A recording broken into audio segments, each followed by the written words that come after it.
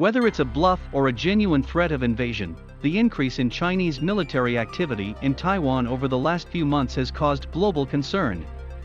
At the heart of the divide is that the Chinese government sees Taiwan as a breakaway province that will, eventually, be part of the country again.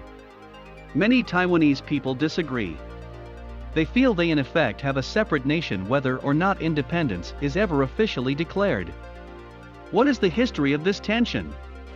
Going back to the beginning, the first known settlers in Taiwan were Austronesian tribal people, who are thought to have come from modern-day southern China.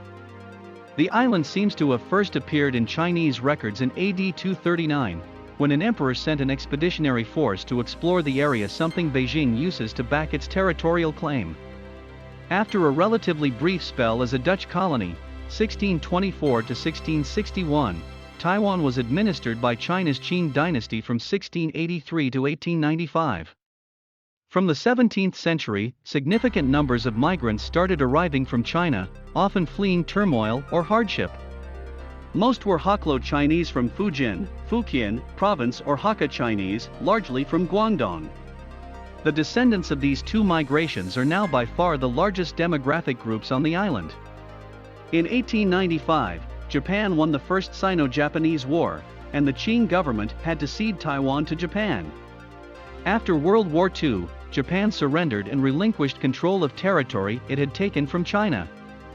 The Republic of China, one of the victors in the war, began ruling Taiwan with the consent of its allies, the US and UK. But in the next few years a civil war broke out in China, and the then leader Chiang Kai-shek's troops were beaten back by Mao Zedong's communist armies.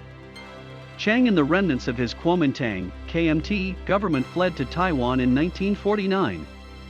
This group, referred to as mainland Chinese, and then making up 1.5 million people, dominated Taiwan's politics for many years, even though they only account for 14% of the population. Having inherited an effective dictatorship, facing resistance from local people resentful of authoritarian rule and under pressure from a growing democracy movement, Chiang's son, Chiang Ching-kuo, began allowing a process of democratization.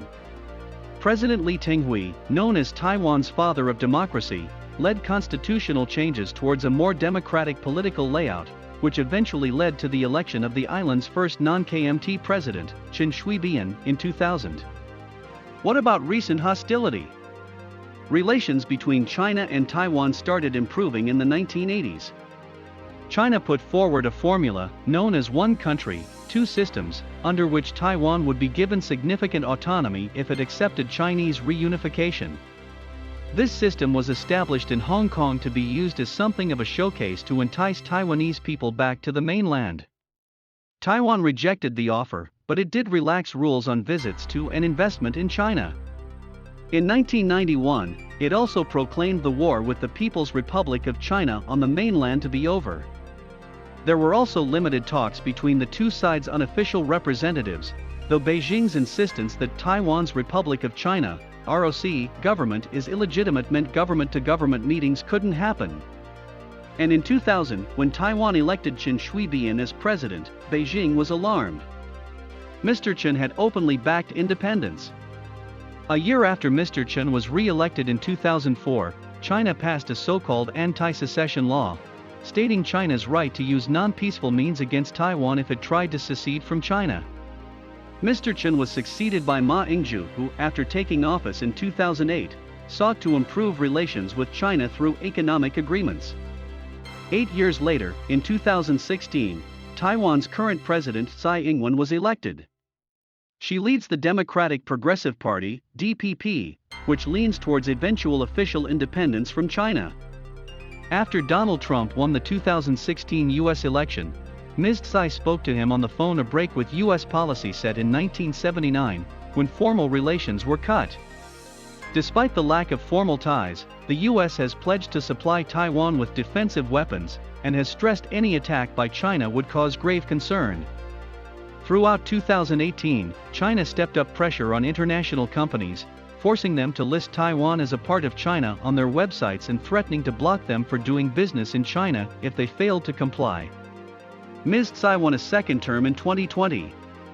By that time, Hong Kong had seen months of unrest, with protesters demonstrating against the mainland's increasing influence, a development many in Taiwan were watching closely.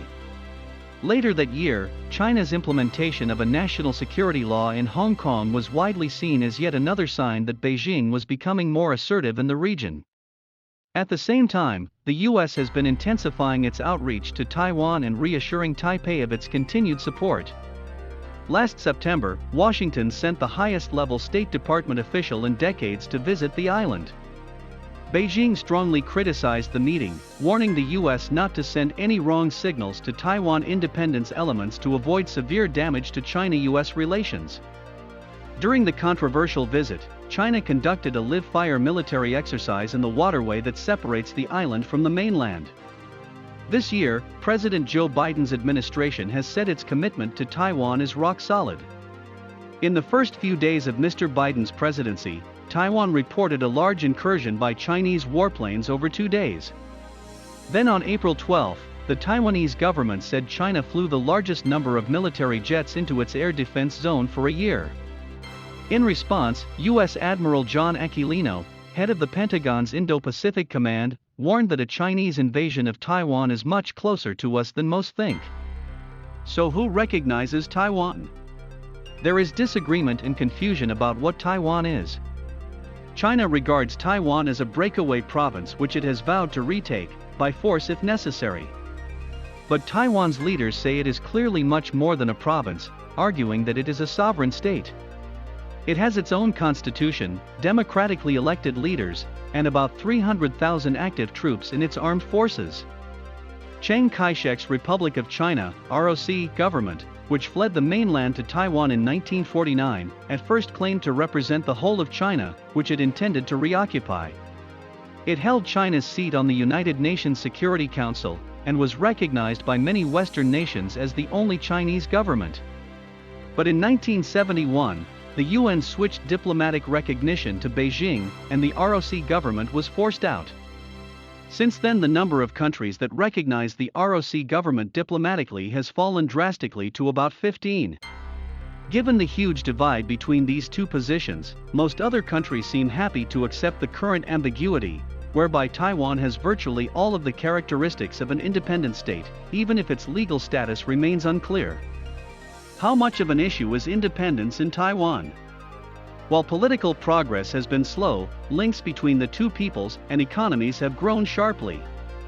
Taiwanese companies have invested about $60 billion, £40 billion, in China, and up to 1 million Taiwanese people now live there, many running Taiwanese factories. Some Taiwanese people worry their economy is now dependent on China. Others believe that closer business ties make Chinese military action less likely, because of the cost to China's own economy. A controversial trade agreement sparked the Sunflower Movement in 2014, where students and activists occupied Taiwan's parliament protesting against what they called China's growing influence over Taiwan. Officially, the ruling DPP still favors eventual formal independence for Taiwan, while the KMT favors eventual reunification. A March 2021 opinion poll commissioned by the Taiwanese government shows that currently the majority of Taiwanese support the DPP government's approach in safeguarding national sovereignty. More and more people also say they feel Taiwanese, rather than Chinese. In the 2020 election, Ms. Tsai won a record-breaking 8.2 million votes, that was widely seen as a snub to Beijing.